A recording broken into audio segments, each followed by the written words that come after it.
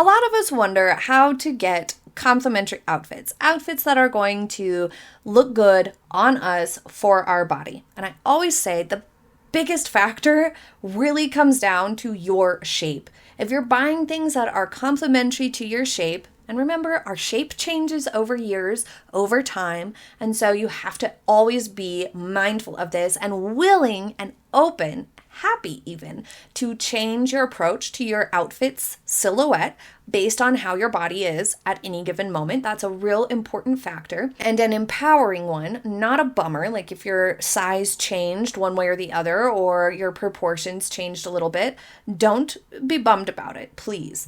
Because once you go and you get outfits and silhouettes that complement you, you will feel just as confident as ever. You just have to be open to adjusting the wardrobe and reassessing your silhouettes regularly, maybe once a year or every season. If you're somebody who shops before the warm season and before the winter season, like clockwork, reassess your silhouette each time and make sure that you're still choosing the right silhouettes to complement you. But no matter your shape, no matter your size, if you're choosing clothing that flatters your silhouette and you're using a few of those style techniques that can draw the eye to your favorite features and blend your maybe self-conscious features or features that you don't necessarily want to draw the eye to, then you will feel confident and it will show.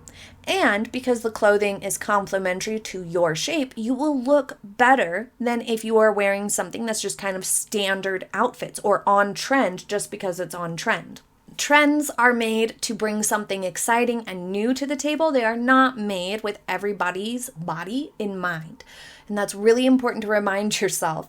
You can always modify a trend to work for you and your proportions and your silhouette and what you're comfortable wearing, but don't start with that. Start with your signature silhouette, something that you know will look really complimentary to you no matter what.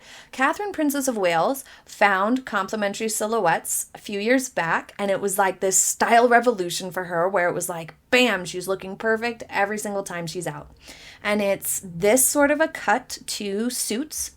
And she's played around with slightly wider leg trousers. She's played around with slightly different lengths to her blazers and whatnot. And it's been fine because she's operating off the base of a relatively high-waisted trouser that's relatively fitted through the upper leg and a blazer or jacket or even a jumper that's also relatively fitted but comes down to her hip area. She doesn't tend to go for cropped and she doesn't tend to go for too oversized blazers because then those will shorten her legs. So she stays away from extra long blazers most of the time and she stays away from cropped blazers most of the time because what's most complimentary to her is something that tapers in at her lovely well-defined waist and is a pretty standard length to her blazer. She also found dresses that nip in at the waistline and have a slight A-line or flare to them, fit her great and create a great silhouette for her and are very complimentary to her.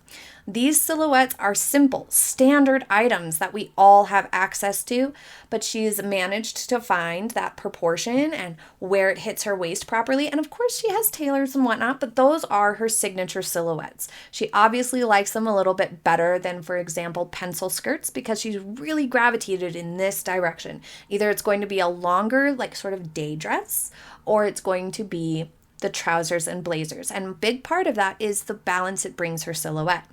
Catherine has a pretty even torso to leg proportion, but sometimes she can look ever so slightly long in the torso. She benefits from a very well-defined waist. And apart from that, she's got an athletic build that's relatively rectangular in shape, besides that well-defined waist. She doesn't necessarily have enough curves to pull her straight into hourglass, but she's somewhere in between those because that well-defined waist is so strong and powerful in fashion and in clothing and in style. It's a really great feature to go ahead and use if you can. And she also has a strong vertical line, so she can get away with carrying some volume here and there or some exciting ruffling and things like that. She can get away with that. Heavier fabrics, things like that. So for Catherine, she has that flexibility, but she did clearly, or her stylist clearly found those proportions, that sort of sweet spot between rectangle and hourglass that stays away from elongating the torso any further. And so you need to find your signature silhouettes that work really nicely for you. For the Meg, for example, with the broader shoulders, lack of a well-defined waist, shorter torso, and longer lanky limbs, she benefits from blending her torso rather than drawing the eye to it through definition, the way Catherine benefits from that.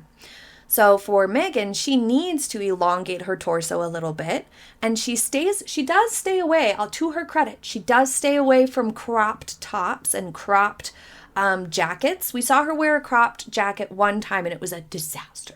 It was a horrible outfit. I'll try to find the pictures to post it here for you so you can see how tragic the cropped blazer was. But she stays away from cropped blazers because that would further accentuate the short torso. Her signature silhouettes should center around elongating her torso a little bit to create a little bit more balance between torso to leg.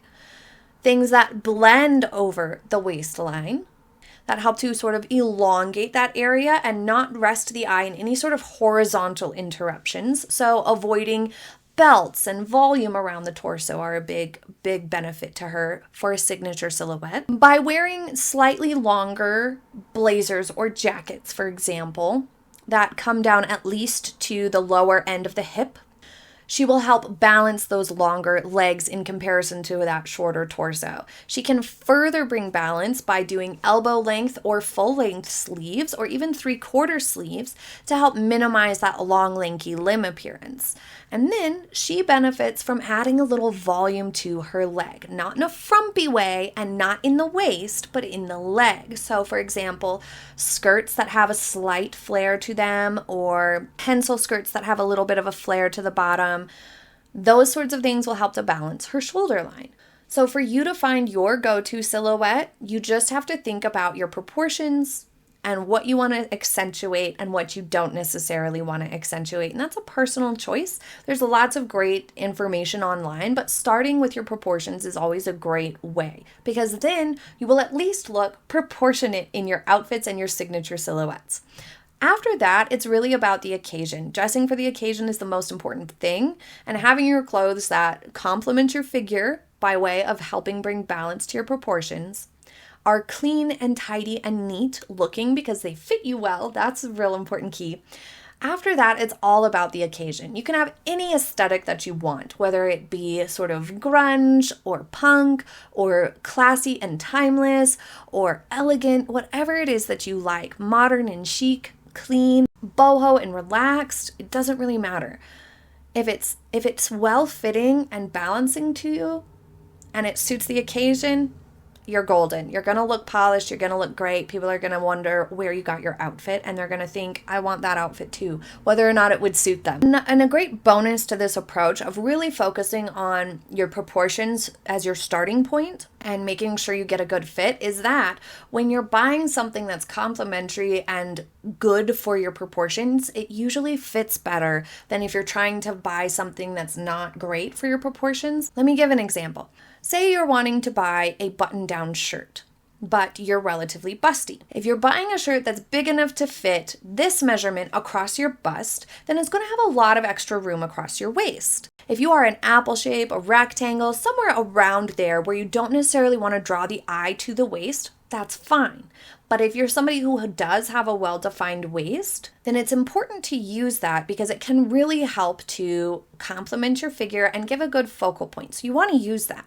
So if you're somebody who has a well-defined waist, then that shirt is going to cover it and create a bulky effect. It's going to make everything look wider and bigger and thicker, etc. So it's not the right shirt to complement your proportions. You need to choose something that tapers in. There are shirts that taper in, or you can have it tailored. They can add a couple seams here where they've taken it in for you to make it fit across your waistline. So it's up to you if you want to switch the shape and style of shirt and find one that does taper at the waist, or if you want to take it to a tailor. But don't buy something that's going to add bulk to an area that you don't need to add bulk to. But when you're buying something with the intention of it fitting your proportions, then usually it does fit better. So you don't have to worry so much about the fit not being quite right and taking it to a tailor and whatnot, because usually those are the right pieces for your body and your proportions. So it's always a great place to start, and I hope that helps. Leave it in the comments if you have any other questions and I will follow up. Thank you so much for joining me for today's video. I hope you enjoyed it, and I will see you next time. Bye!